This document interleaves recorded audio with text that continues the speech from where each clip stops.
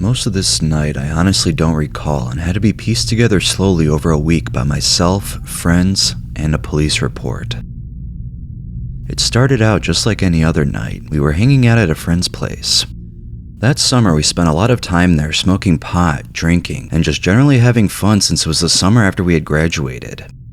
We got bored one night after having smoked a few bowls, and one of my friends mentioned Dramamine.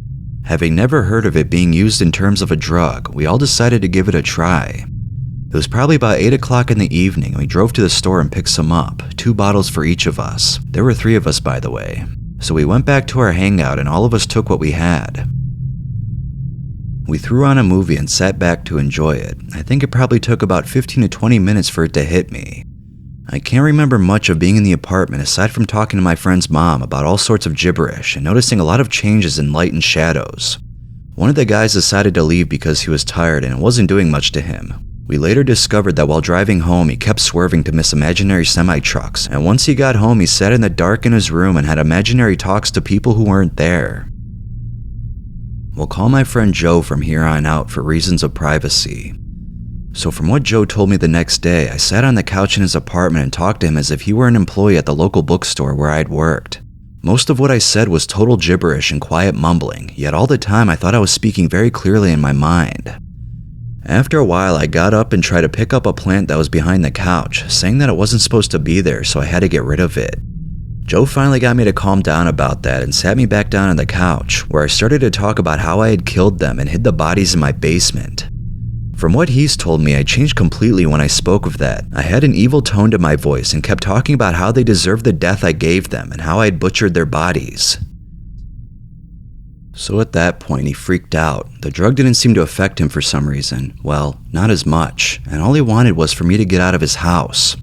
So we decided to leave and go to a local coffee house. Bad idea. We wound up driving around downtown for an hour or so. I wound up nearly killing us because I had failed to realize that I was driving at about 40 miles per hour right at a flatbed trailer. He decided that it was time for him to drive because I couldn't handle it. I guess that's when I really started to freak out. He pulled into a parking place across the street from the coffee house, and I guess in my mind I thought the car wasn't stopping, and I freaked out and began stomping my feet into the floorboards of the car and smashing my hands on the dashboard in a frantic attempt to try and stop the car. For some odd reason, even at all of that, we still decided to go into the coffee house.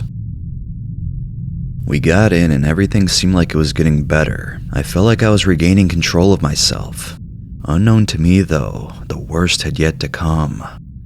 I wound up standing on the stairs to the upper level of the coffee house for about 5 minutes, staring around blankly until Joe realized I wasn't with him and came back down and got me.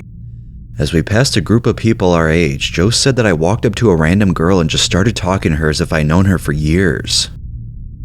She got worried about me for some reason that I'll never understand and asked Joe if I was alright and if I needed to sit down.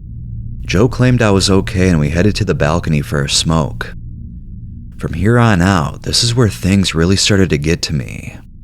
I hadn't really hallucinated much before this point in the night, but I wound up lighting a cigarette and dropping it at some point onto the metal grate balcony, and I spent about 20 minutes on my hands and knees searching for the cigarette. From what Joe said, I still had the cigarette in my mouth the entire time. So finally, after getting all sorts of disapproving looks from the owner and the employees, we decided to leave. Or rather, Joe decided to leave, and I wandered along after him, confused as to where I was. Now, from this point on, I remember nothing but very small pieces. I remember going back to Joe's place and deciding to leave, and getting in my car and backing up and leaving. From what Joe said, he and I got into an argument about me leaving, and I jumped in my car, threw it in reverse, backed up, and then turned the car off and took the keys out. He watched from a window in his apartment and came out and asked me what I was doing. I told him I was leaving, and he explained to me that my keys weren't even in the ignition. So after a few times of this happening, I finally made it out of the apartment complex. I made it only about 100 yards down the road though, because I managed to drive in between some construction barriers and into a construction zone. As far as I can figure, I got out of my car to make sure it was okay, locked it, and threw the keys on a nearby barrier as I walked around the car looking at it. From there, I think I must have gotten confused as to why my car was locked and where my keys were, so I started wandering around town. I remember walking up to a house and knocking on the door, thinking it was one of my buddies' houses. I was so wrapped up in this fantasy world that I even saw his little brother let me in. From there, the police report details I was found in a family's home staying in front of their fish tank trying to open it to get a drink of water because I was so thirsty. The homeowner asked me what I was doing, and I replied that I was thirsty and wanted some water, so I came in to get a glass. She freaked out and told me to leave, and I wandered over to their Christmas tree and plucked a bulb off of it and turned to her proclaiming, "Oh, this is pretty, I think I'll take this."